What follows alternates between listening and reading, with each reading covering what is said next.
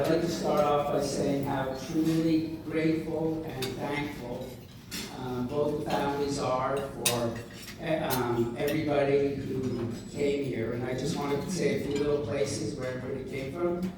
First of all, in Canada, people came from Montreal, Ottawa, Toronto, Vancouver.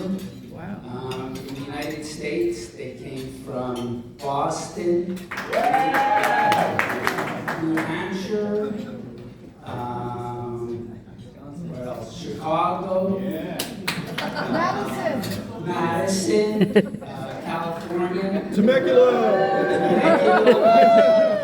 This is a destination wedding. Okay. And because I realized it was a long distance to come, and as all my dear friends from Montreal told me, also very expensive.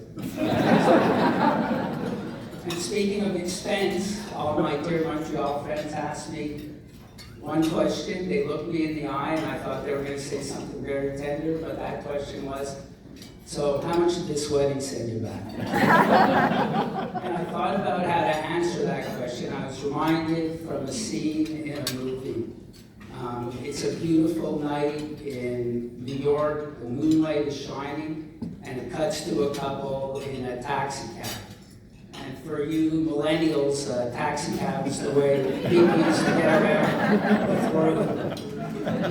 And it's a beautiful couple. The moonlight is streaming through the window, and the man turns to the woman beside him and says, "You're so beautiful, I can hardly keep my eyes on the meter."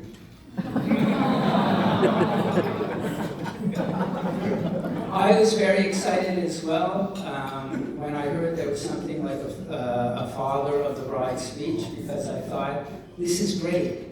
Where else am I going to get the opportunity to stand in front of 125 people and talk about me? Well, like Eric, I Googled what a father of the bride speech was, and I find out I have to talk about Emily and Leaf. But before I came up here, Emily warned me and said, you can't say anything insulting, and whatever you do, you cannot mention bodily function. So I'm just going to take a look at the few notes I have and make sure I did it.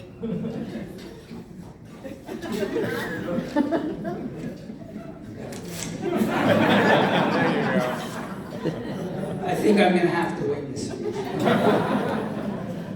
You know, every birthday I tell Emily, the day you were born was the most amazing day of my life. I mean, I knew conceptually I was going to become a parent, but that moment when instead of 5 people in the room, Emily was born and there was a 6th person, I never realized I could have such unconditional love for a human being.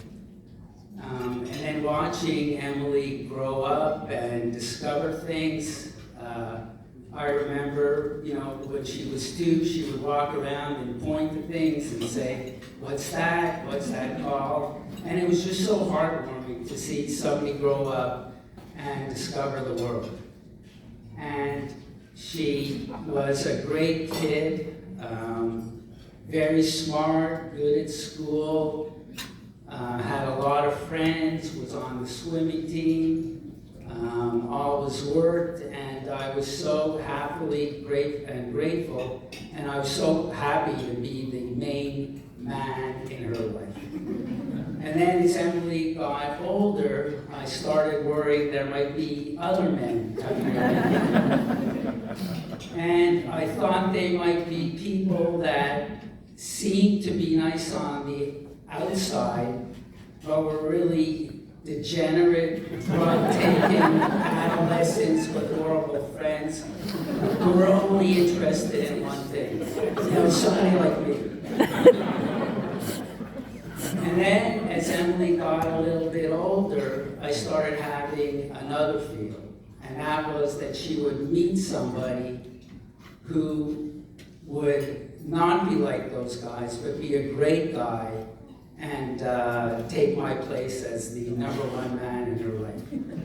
And those fears came true 10 years ago when Emily first told me about Leaf, and she was, Daddy, he is the greatest guy, he's kind, he's considerate, he really loves me. Oh, and he's really, really smart. He's nothing like you.